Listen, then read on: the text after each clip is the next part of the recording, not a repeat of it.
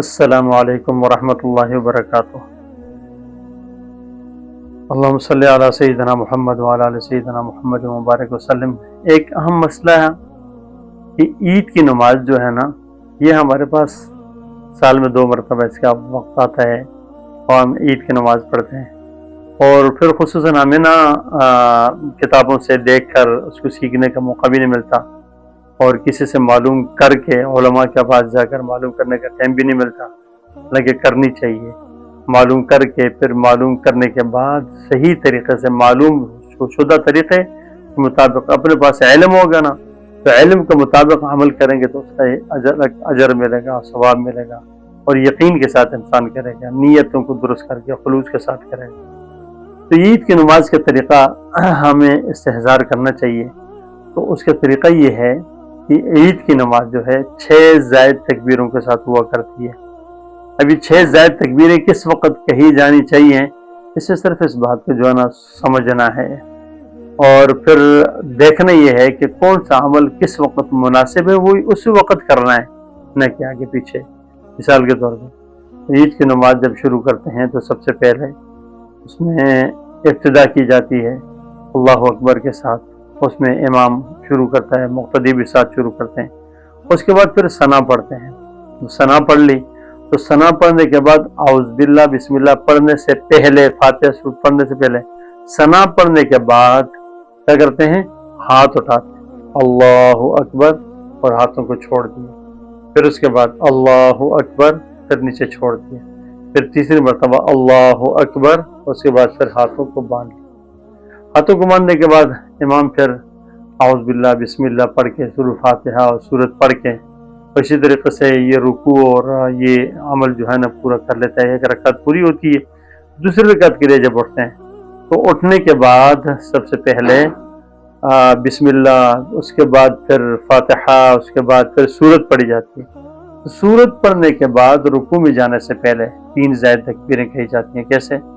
اللہ اکبر کر کے ہاتھ چھوڑ دیا، پھر اللہ اکبر کہہ کے ہاتھ چھوڑ دیا، پھر اللہ اکبر کہہ کے ہاتھ چھوڑ دیا، 3 دفعہ تو اٹھا دیا نا۔ چوتھی مرتبہ اللہ اکبر کے ہاتھ نہیں اٹھانا، چوتھی مرتبہ اللہ اکبر کہہ کے پھر رکوع میں چلے جانا ہے، اور یوں اس طریقے سے یہ 2 رکعت نماز جو ہے نا پوری کی جائیں گی۔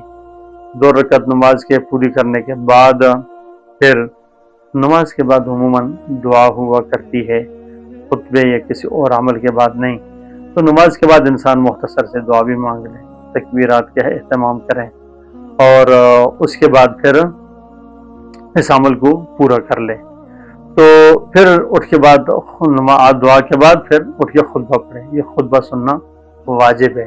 خطبہ جب تک نہیں سو کہ نماز مکمل نہیں ہوگی، خطبہ کے لیے پھر انسان بیٹھے، پھر امام صاحب خطبہ دیں، اور 2 خطبے دینے کے بعد پھر یوں نماز پوری ہو جائے گی۔ اس ترتیب کے ساتھ ہم کریں گے تو خلوص نیت کے ساتھ، اللہ کے سامنے عاجزی لجاجت کے ساتھ، محبت کے ساتھ اور چاہت کے ساتھ، بالکل صحیح طور پہ تیار ہو کر، خوشبو لگا کر، صاف ستھرے کپڑے پہن کر، تاکہ پتہ چلے کہ اللہ کے سامنے، اللہ کے بڑے دربار میں حاضری ہے۔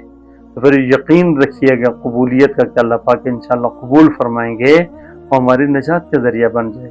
اللہ تبارک و تعالیٰ میں سنت کے مطابق عمل کرنے کی توفیق عطا فرمائے۔ وآخر دعوانا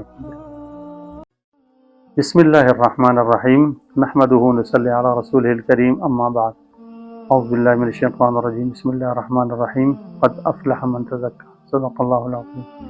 اللہم صلی علی سیدنا محمد وعلی آل سیدنا محمد مبارک وسلم۔ اللہ تبارک و تعالیٰ کے ہاں نا انسان قریب ہونا چاہتا ہے نا، اس کے لیے ایک بہت بڑا راستہ ہے، بہت بڑا اور آسان راستہ ہے سنتوں۔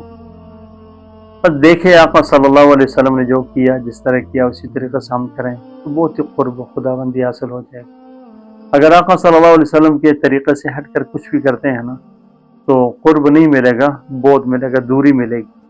اللہ اس شخص کو قریب ہی نہیں کرتا جو سنت کے چھوڑ کر سنت کے طریقے کے علاوہ کسی طریقے پہ آتا ہے۔ تو انہی ایام میں، عید کے ایام کے اندر ایک عمل ہے جس کو کہتے ہیں تکبیرات تشریق۔ یہ تکبیرات تشریق عموماً اس کے جو ٹائم ہے اور وہ الفاظ کیا ہیں اور ٹائم کیا ہے، کتنی مرتبہ پڑھنی ہے، یہ سب چیزیں بہت اہمیت رکھتی ہیں، ان کو سیکھنا چاہیے، سمجھنا چاہیے۔ تکبیرات تشریق عرفہ کے دن، یہ عرفہ کے دن ہے نا، ہر رویت کے اعتبار سے عرفہ ہوتا ہے، 9 ذی الحجہ کو عرفہ کہتے ہیں، ٹھیک ہے۔ ہر ملک کے اپنے اعتبار سے جو چاند جس طرح نظر آیا تو اسی کے اعتبار سے عرفہ کہلائے گا۔ 9 ذی الحجہ کی فجر سے لے کر 9 ذی الحجہ کی فجر سے لے کر 9 ذی الحجہ سے شروع کریں گے 9ویں، اور اس کے بعد 10ویں، اس کے بعد 11ویں، اس کے بعد 12ویں، اس کے بعد 13ویں ذی الحجہ۔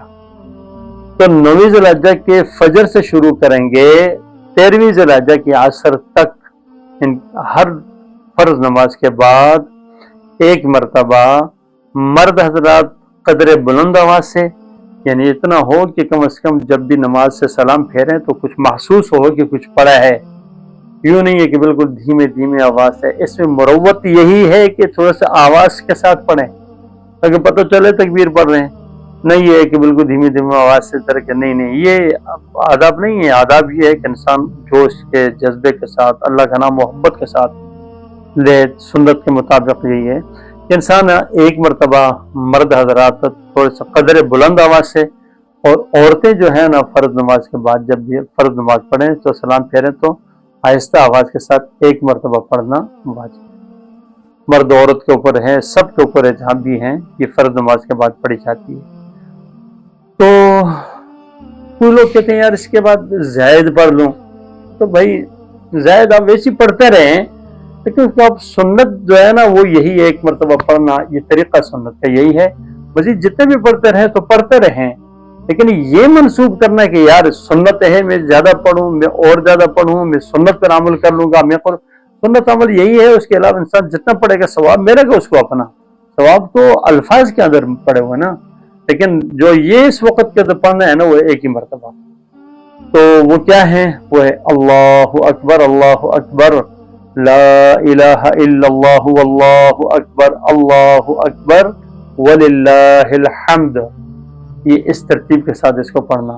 میں پھر پڑھتا ہوں، اللہ اکبر، اللہ اکبر، لا الہ الا اللہ، واللہ اکبر، اللہ اکبر وللہ الحمد۔ اس ترتیب کے ساتھ اس کو پڑھنا ہوگا۔